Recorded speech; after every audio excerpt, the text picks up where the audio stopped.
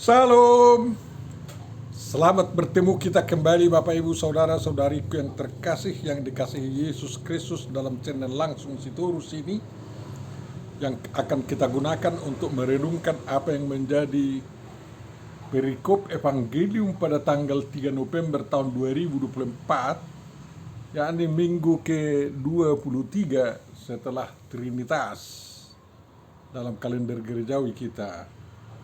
Terima kasih bagi yang sudah mensubscribe dan mohon agar kita saling mengajak juga mensubscribe video ini. Tolong bagikanlah video ini sebagai partisipasi kita bersama untuk memberitakan Injil ke seluruh dunia. Tuhan memberkati kita. Untuk memulai perenungan kita, marilah kita terima penyertaan dari Tuhan kita.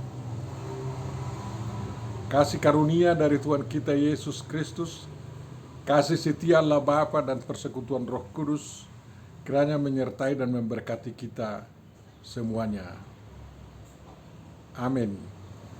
Tuhan Bapa Surgawi, terima kasih atas kesempatan pagi hari ini di mana kami akan merenungkan firman-Mu yang menjadi evangelium pada tanggal 3 November tahun 2024 yang kami sebut juga minggu ke-23 setelah Trinitas. Dan berkati kami semua Tuhan, buka pikiran kami untuk memahaminya sehingga kami dapat melakukannya dalam kehidupan kami sehari-hari. Terima kasih Bapa atas segala anugerah-Mu. Dengar dan kabulkan doa kami dalam Kristus Yesus Tuhan kami. Amin. Bapak Ibu Saudara-saudariku yang terkasih dalam Kristus yang dikasihi Tuhan, firman yang akan kita renungkan itu adalah ditentukan dari Markus pasal 12 ayat 28 sampai ayat yang ke-34. Markus 12 ayat 28 sampai 34, kita baca apa yang dituliskan di sana. Lalu seorang ahli Taurat yang mendengar Yesus dan orang-orang Saduki bersoal jawab dan tahu bahwa Yesus memberi jawab yang tepat kepada orang-orang itu, datang kepadanya dan bertanya, "Hukum manakah yang paling utama?" Jawab Yesus, "Hukum yang terutama ialah, dengarlah hai orang Israel, Tuhan Allah kita, Tuhan itu Esa. Kasihilah Tuhan Allahmu dengan segenap hatimu, dan dengan segenap jiwamu, dan dengan segenap akal budimu, dan dengan segenap kekuatanmu. Dan hukum yang kedua ialah, kasihilah sesamamu manusia seperti dirimu sendiri. Tidak ada hukum lain yang lebih utama daripada kedua hukum itu."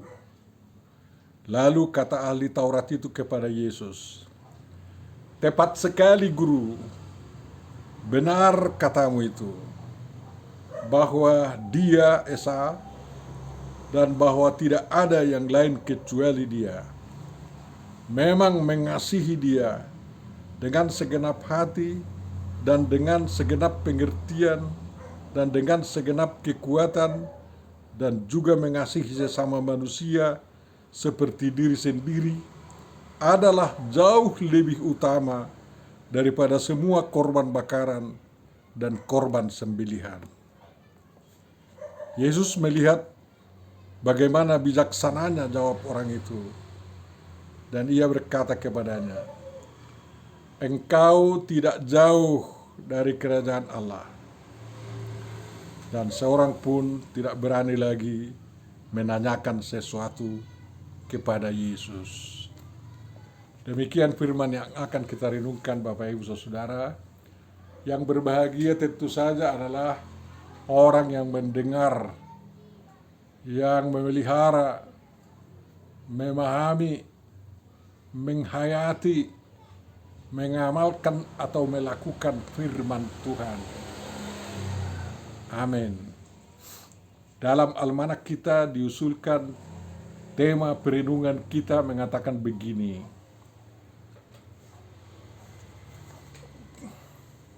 mengasihi Tuhan Allah dan sesama manusia. Bapak Ibu saudaraku yang terkasih, agama apapun, ideologi apapun, ajaran apapun, aliran kepercayaan apapun, kunci ajarannya adalah kasih. Hanya pelaksanaannya yang berbeda-beda. Ada yang mengatakan, demi mengasihi Tuhan, aku membunuh orang-orang yang tidak seiman denganku, katanya.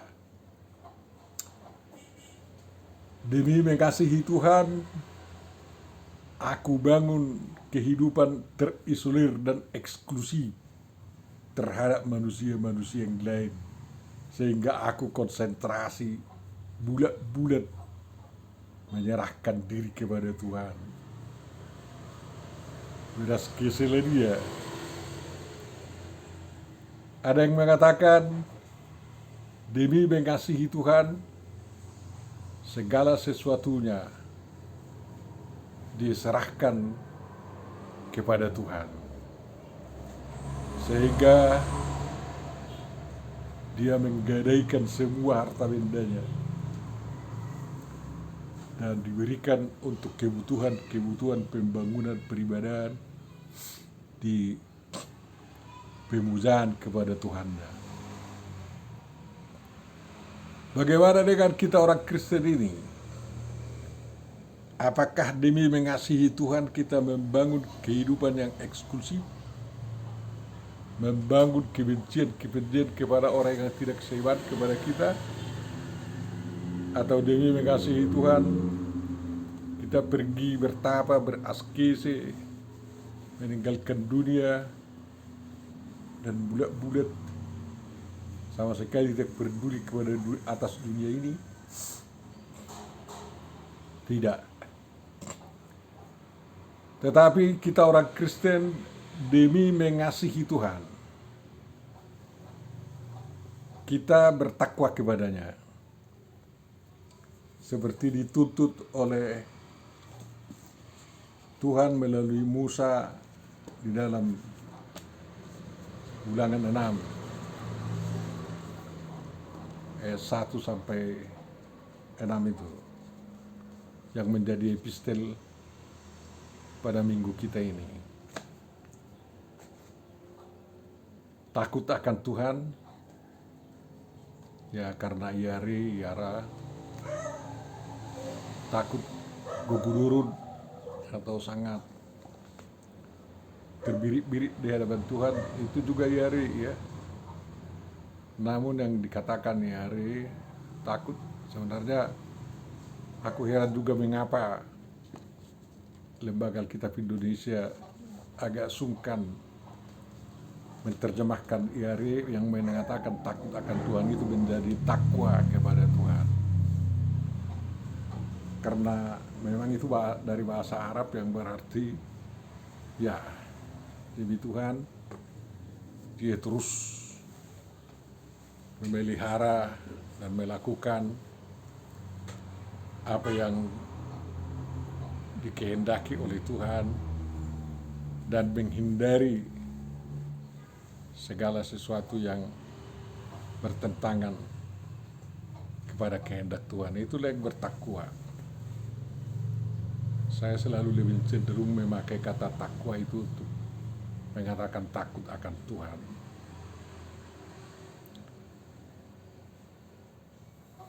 Apa itu takwa itu? Tentu saja Musa mengatakan agar umat Tuhan melakukan apa yang diperintahkan oleh Tuhan, yakni ketetapan dan perintah Tuhan yang disampaikan oleh Musa atas perintah Tuhan. Dan kita tahu perintah Tuhan itu dikatakan, kasihilah Tuhan Allahmu dengan segenap hatimu, dengan segenap jiwamu, dan dengan segenap kekuatanmu. Kan kayak gitu. Dalam perikop kita di Markus ini, sejajarnya di Matius dan di Lukas, ada juga dengan segenap akal budimu. Lalu hukum pertama ini dilengkapi di dalam Imamat 19 ayat 18 mengatakan, kasihilah sesamamu seperti dirimu sendiri. Kita baca Imamat 19 ayat 18.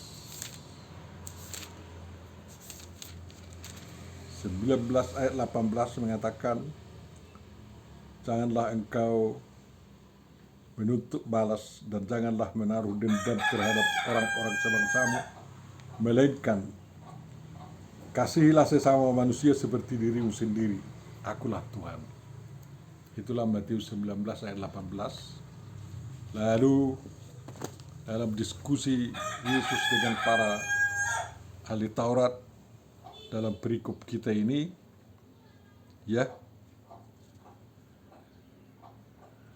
menggabungkan kedua hukum itu menjadi hukum yang terutama.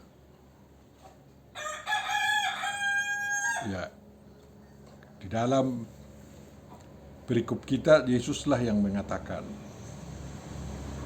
mana hukum utama, karena ditanya sama dia.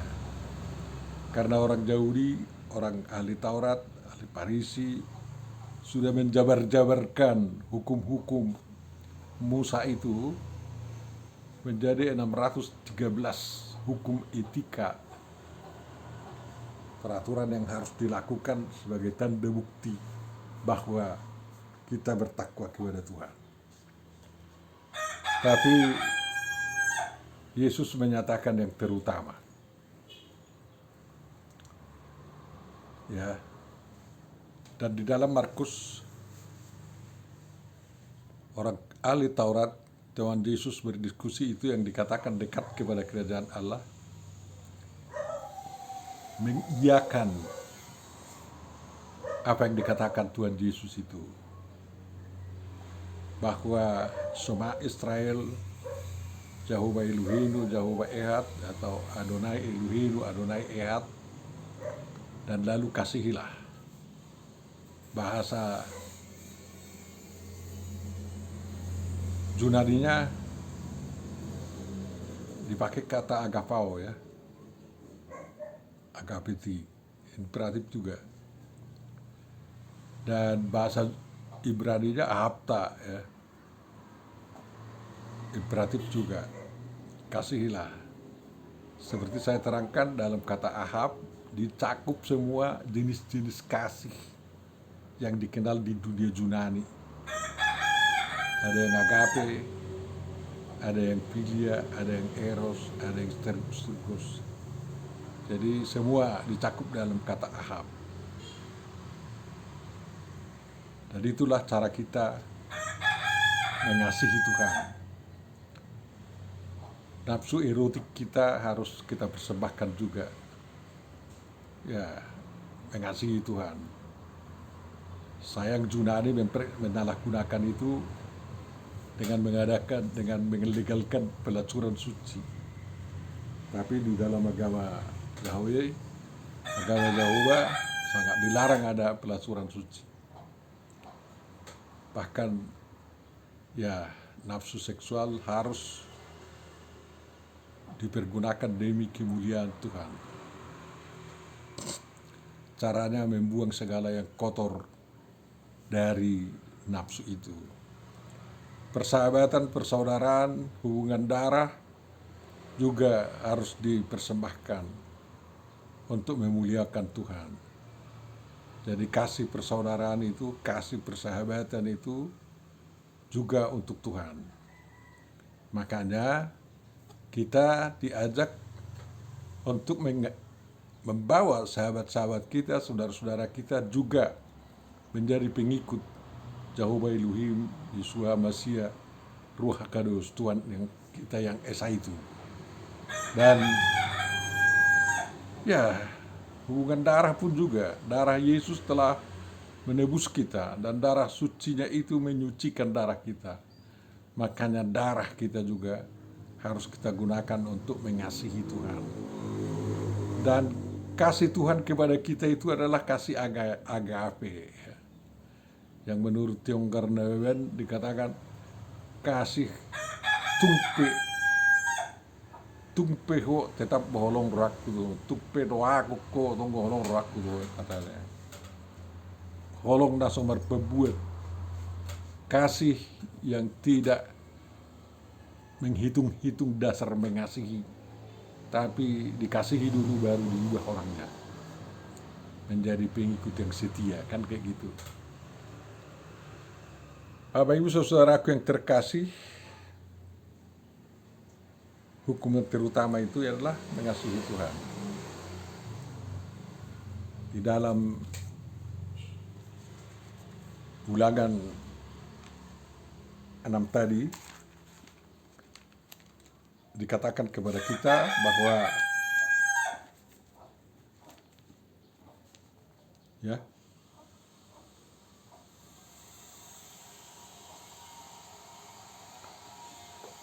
jadi di sana dengan kekuatan, dengan segenap jiwa, dengan segenap hati, dengan segenap akal budi. Jadi itulah unsur-unsur yang dikenal baik dalam ilmu kejiwaan, ilmu jiwa modern sekarang ini. Ada hati, ada jiwa, ada ego, ada superego, ya, ada emosional, ada intelijen, ya, bermacam-macam juga kosen yang dimiliki oleh manusia. Dan hasilnya itulah kita gunakan juga untuk mengasihi Tuhan. Jadi emosional kosen kita harus bagus, seimbang dengan intelektual kosen kita, juga dengan spiritual kosen kita, dan juga dengan kadar keahlian kita, ya. Jadi semuanya itu sekarang ada 4 macam kosen-kosen. Semua itu kita persembahkan untuk mengasihi Tuhan. Dan untuk membuat teknologi robot juga harus diisi robot-robot itu dengan 4 kosen yang positif, yang bukan mengganggu kemanusiaan, tetapi semakin memperkuat keimanan kepada Tuhan. Karena itulah karya.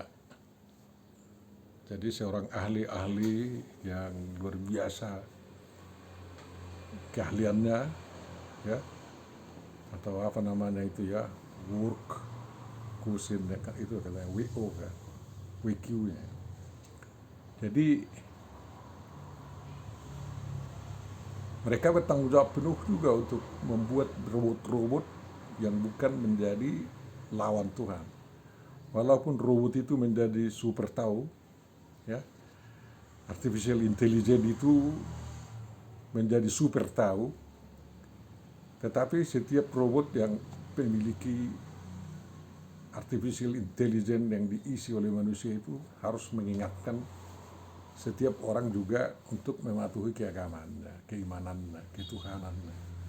Karena robot bukan maha kuasa walaupun semua dapat menjawab semua pertanyaan. Ya.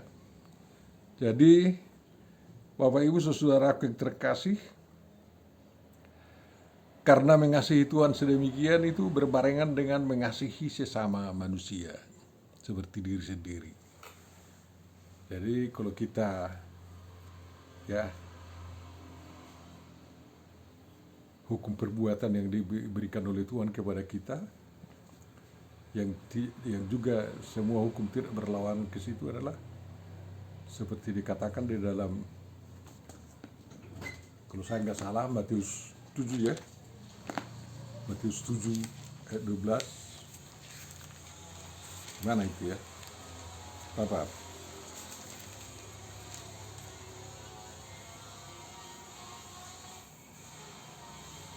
Atau Matius 12 ayat 7, enggak. Ini kalau sudah tua semakin pikun lah. Tidak tahu lagi di mana ayat-ayat terdapat ya. Tetapi Yesus mengajarkan, lakukanlah, berbuatlah kepada orang lain apa yang kau inginkan diperbuat orang lain kepadamu, kan kayak gitu. Jadi apa itu berlaku untuk Tuhan juga? Ya, Tuhan juga mengasihi kita. Dia berkorban, dia mengampuni dosa. Tuhan lebih dulu melakukan seperti itu. Berbuatlah kepada manusia apa yang diinginkan oleh Tuhan dilakukan manusia terhadap Tuhan, kan kayak gitu. Dan manusia pun diharapkan melakukan apa yang diperbuat Tuhan kepada dirinya dan diberlakukan kepada sesama manusia. Jadi kalau Tuhan mengampuni dosa, manusia pun mengampuni dosa sesamanya. Kalau manusia diselamatkan, manusia pun menuntun orang-orang lain selamat juga di dalam Tuhan Yesus Kristus. Jadi hukum-hukum itu yang terutama. Kita tidak usah menjabar-jabarkan itu dengan hukum-hukum, aturan-aturan agama dan lain-lain. Ya. Bisa saja hukum-hukum adat kita yang mengatur kehidupan kita, tetapi tidak membawa kita sesat dari iman kepada Tuhan. Ya, diserahkan kepada hukum adat misalnya, sehingga itu kontekstual, setiap suku punya hukum adat dan itu disaring agar tidak bertentangan kepada keimanan kepada Tuhan. Itu yang terjadi dalam kehidupan bergereja kita. Dan mudah-mudahan juga di suku-suku yang lain di Indonesia yang sudah menjadi Kristen demikian. Orang-orang Arab pun begitu, yang sudah Kristen, ada hukum peradabannya. Dan itu menjadi penjabaran hukum kasih kepada Tuhan dan kepada sesama manusia itu. Dan hukum perbuatan yang dilakukannya. Dan Bapak Ibu Saudaraku, kiranya itu mensejahterakan ya kehidupan umat manusia. Di dalam hidup keagamaan kita sangat berlaku juga peradaban manusia, ya, budaya manusia, sehingga tidak ada Eropanisasi atau kita katakanlah dulu Yahudinisasi dalam menjadi orang Kristen. Gak ada itu. Tidak ada usaha kita untuk mengadakan Amerikanisasi agar kita benar-benar menjadi orang Kristen. Orang Batak dulu sangat melawan keras setelah Epirus pengganti Nomensen itu, ya, si Warnek mencoba membuat peraturan gereja yang mencabut orang Batak dari kebatakannya, karena dianggap Batak itu sangat bermuatan animisme, kan kayak gitu. Tapi orang Batak melawannya. Karena ada juga budaya orang Batak, ada orang Batak yang bisa dikatakan tidak bertentangan kepada hukum Tuhan. Dan itu yang diteruskan oleh orang Batak dalam adatnya sekarang, kasih ulos, ya, bikin dua-dua melalui pasa dan lain-lain. Ya, bikin sejagarun waktu meninggal. Semuanya itu tidak bertentangan kepada firman Tuhan, karena hanya ekspresi daripada hukum kasih yang diajarkan oleh Tuhan kepada kita, ya kan? Dan setiap liku kehidupan kita sekarang sudah disucikan. Unsur-unsur animismenya itu dibuang, dan kita harus buang itu. Unsur-unsur kekafiran yang ada atau kesesatan yang ada dalam badan kita memang harus dibuang. Tapi kita tidak menjadikan manusia menjadi malaikat-malaikat agar benar-benar bisa mengasihi Tuhan. Enggak. Orang Batak biarlah tetap orang Batak, orang Jawa tetap orang Jawa, orang Arab tetap orang Arab, ya. Orang Kalimantan, orang Dayak tetap orang Dayak di dalam budaya-budayanya yang bisa digunakan untuk memuliakan dan memenuhi kehendak Tuhan. Kan kayak gitu cara-cara mengasihi Tuhan itu. Jadi dengan 613 hukum peraturan agama orang Yahudi, mereka mau menyahudikan semua. Termasuk sangat sulit menjadi pengikut agama Yahudi kan. Ya, ada juga yang diproselitkan, ya, tetapi itu diyahudikan. Paulus mengajar kita, Injil mengajar kita, tak usah penjahudian. Jadi makanya kita tidak bersunat. Tak usah penjunadian, makanya kita tidak berpoliteisme, tidak menyembah Dewi Diana, atau tidak menyembah Zeus dan lain-lain. Karena kita berpegang teguh kepada pengakuan iman itu bahwa Tuhan kita itu, Jehovah Elohim itu adalah Tuhan yang esa. Semuanya diukur dari keesaan Tuhan. Jangan sampai ada yang menduakan Tuhan melalui praktek-praktek kehidupan di dalam kehidupan sehari-hari. Dan itu tidak sulit, ya. Tidak sulit asal kita mau. Karena itu soal keimanan dan soal keberanian iman. Orang Batak gagal percaya kepada Tuhan yang Maha Esa karena dia takut kepada sumangot opungnya kan kayak gitu. Coba bayangkan ada keluarga di orang Batak, kalau katanya keturunan Siabangan dengan keturunan Siadekan itu berpesta bersama, maka roh nenek moyangnya akan marah dan akan terjadi bala katanya. Ngerilah itu ya.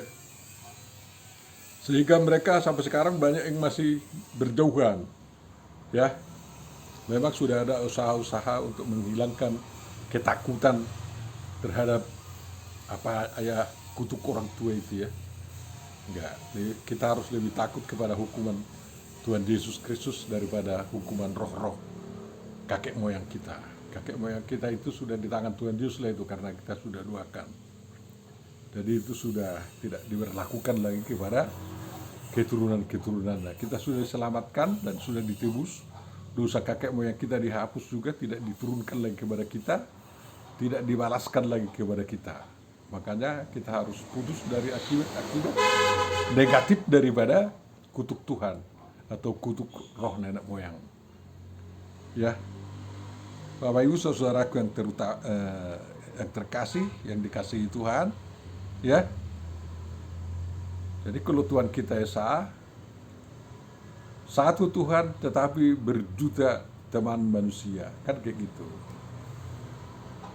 Hanya perlu satu Tuhan tetapi persahabatan kepada sesama, kalau boleh kepada seluruh umat manusia.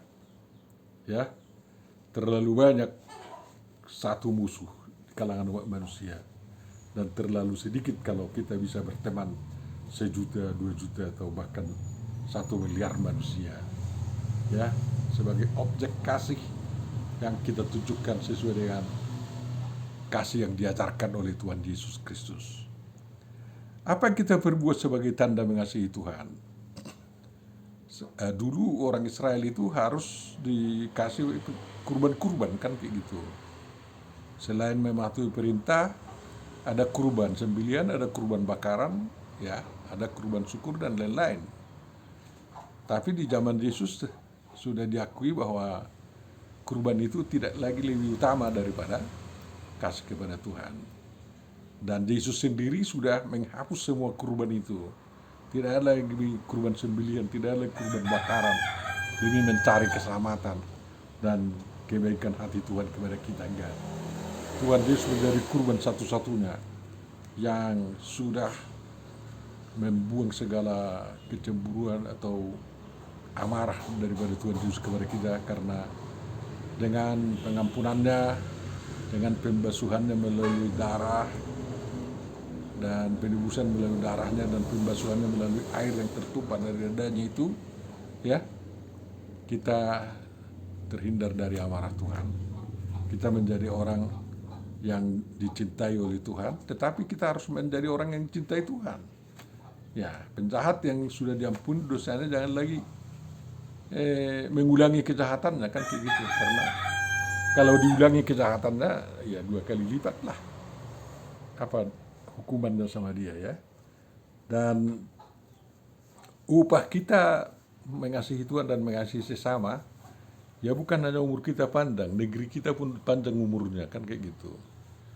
Untuk apa panjang umur kalau negeri hancur-hancur, sakit itu. Jadi kalau panjang umur kita, negeri kita yang merdeka, adil dan makmur pun harus panjang. Makanya harus sama-sama diperjuangkan kehidupan kita dengan kehidupan negeri kita, kan kayak gitu. Dan banyak keturunan kita, ya sekarang ada KB, keluarga berencana, 2 anak cukup. Tapi itu pun membuat kita banyak. Tidak ada yang menganjurkan seperti di Eropa, lebih baik anjing dipelihara daripada, atau kucing dipelihara daripada melahirkan anak. Jangan begitu. Tidak seperti di Eropa kita kawin sejenis sehingga tidak punya anak, karena orang-orang yang kawin sejenis di Eropa itu adalah manusia-manusia yang menjahati kemanusiaan, yakni mau berencana dan mencita-citakan jangan ada lagi keturunan manusia di dunia ini, hanya cukup sampai di mereka sendiri, kan kayak gitu. Jadi makanya budaya seperti itu tidak cocok kepada firman Tuhan, ya. Walaupun mereka orang Eropa tidak cocok itu, harus kita tinggalkan. Tidak boleh ada perkawinan seks sejenis di antara umat Tuhan. Ya, LGBT itu, ya, bisa LGBT dan bisa menjadi pengikut Tuhan, tetapi jangan minta agar orang-orang yang satu jenis kelamin diberkati menjadi keluarga. Enggak, itu melanggar firman Tuhan. Kalau LGBT dianggap tidak menjadi apa, tidak menjadi hukuman karena itu dibawa lahir, silahkan aja, dan itu bisa menjadi warga kerajaan Allah, ya. Tetapi perilaku semburit dan lain-lain harus dibuang, ya, karena perilaku semburit itu ada hubungannya dengan seksual yang tidak beres, kan kayak gitu. Kalau LGBT bisa saja tidak ada persoalan dalam, kalau memang itu dibawa lahir, kan kayak gitu.